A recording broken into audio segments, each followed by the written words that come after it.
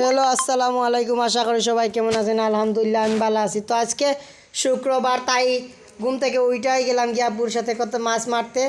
তো আজকে 3 বছর না 4 বছর পর আমি গেলাম মাছ মারতে। আমি যাইনি, জাল নিয়ে আব্বুর সাথে মাছ মারতে গেলাম।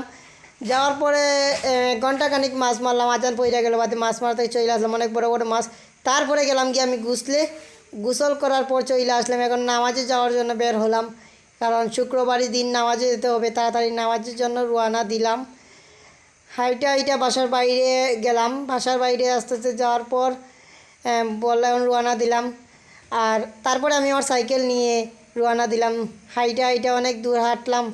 হাঁটার পর বাদে হাঁটতেছিলাম না, সাইকেল নিয়ে চললা আসলাম মসজিদেই নামাজের জন্য হুজুরের ওয়াজ শুনতেছি।